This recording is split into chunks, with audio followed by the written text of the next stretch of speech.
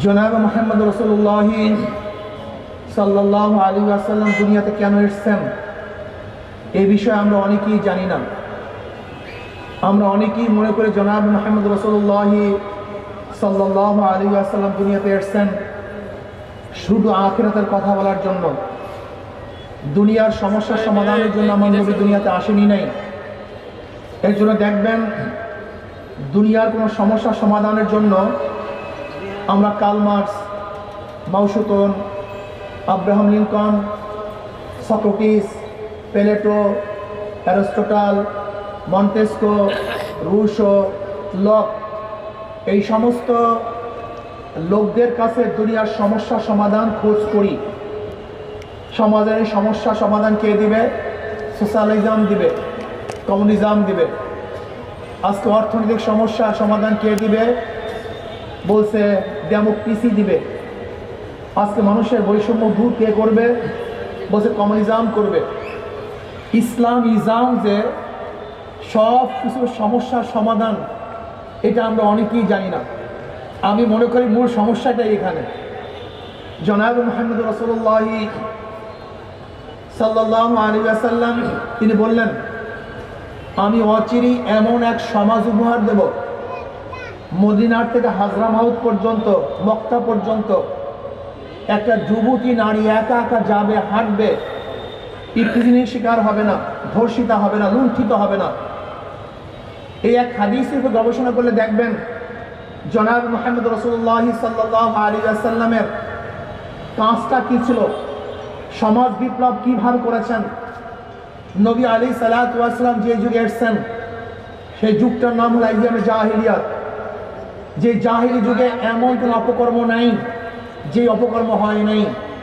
ধর্ষণ, ইফতিজিং, খুন, মানুষের সাথে খারাপ আচরণ, চুরি, ডাকাতি, জুলুম, অত্যাচার, অবিচার, মানুষের মধ্যে ভেদাভেদ, গোলামদের কোনো অধিকার ছিল না, যেখানে মহিলাদের কোনো অধিকার ছিল না, শ্রমিকদের অধিকারের প্রশ্নই আসে না।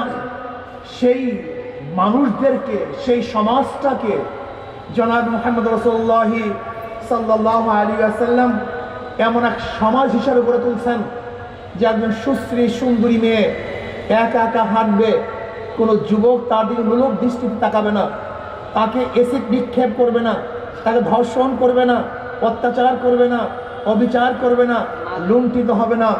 মানুষগুলি এত ভালো হয়ে যাবে, মনে হয় যেন চেহারায় মানুষ, কিন্তু তাদের অন্তরটা ফেরেশতাতুল্য হয়ে যাবে।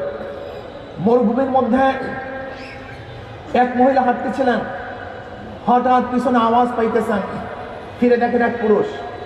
মহিলা ভড়কে গেছে, মনে হয় আজকে আমার ইজ্জত আবরার থাকবে না, নষ্ট হয়ে যাবে। পুরুষ বুঝতে পারছে, মহিলা ভয় পেয়েছে। অমনি পুরুষ আওয়াজ দিয়ে বলছেন, তোমার কোনো ভয় নাই, আমি একজন মুসলমান। তোমার কোনো ভয় নাই, আমি একজন মুসলমান। মুসলমান মানি সে কোনো অবস্থাতেই কারোর ইজ্জতকে লুণ্ঠন করতে পারে না। মুসলমান মানি কারোর উপর জুলুম করতে পারে না। মুসলমান মানি সে কোনো অবস্থাতেই ইফতিজিং করতে পারে না। মুসলমান মানি সে কারোর উপরে কোনো অবস্থাতেই অবৈধ হস্তক্ষেপ করতে পারে না। এর নাম মুসলমান। সে মুসলমান বললেন, হে মহিলা, তুমি পিছনে থাকো, আমি সামনে যাই, তুমি যেখানে যেতে চাও আমি সেখান থেকে পৌঁছায় দিয়ে আসবো। এর নাম মুসলমান। এর নাম জনাব মুহাম্মদ রাসূলুল্লাহ সাল্লাল্লাহু আলাইহি ওয়াসাল্লামের সমাজ। আজকে এখানে যারা দারুণ অবস্থা আছেন, আমার নবীকে মহাব্বত করেন কিন্তু আমার নবীর আদর্শকে পছন্দ করেন না। আমার নবীকে ভালোবাসেন কিন্তু আমার নবীর আইন বাস্তবায়ন হোক, এইটা অনেকেই চান না। আমার নবীকে ভালোবাসেন কিন্তু আমার নবীকে নেতা মানতে চান না। আমার নবীকে ভালোবাসেন কিন্তু আমার নবীর আদর্শ বাস্তবায়ন করার জন্য জীবনকে উৎসর্গ করতে চান না। এইটাই হলো সবচেয়ে বড় দুঃখের বিষয়। নবীকে মহাব্বত করেন, তার আদর্শ বাস্তবায়ন কেন করবেন না?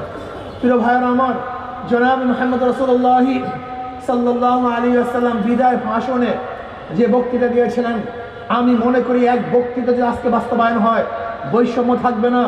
আমার নবী বলেছিলেন, আজকে কে কালো, কে সুন্দর, কে বংশীয়, কে নরবংশীয়, কে গোলাম আর কে মালিক দেখার কোনো বিষয় নয়। আশরাফুল মাখলুকাত সবাই সমান। আল্লাহু আকবার। আজকে আমরা কি দেখেছি? কমিউনিজমের মধ্যে কমিউনিজম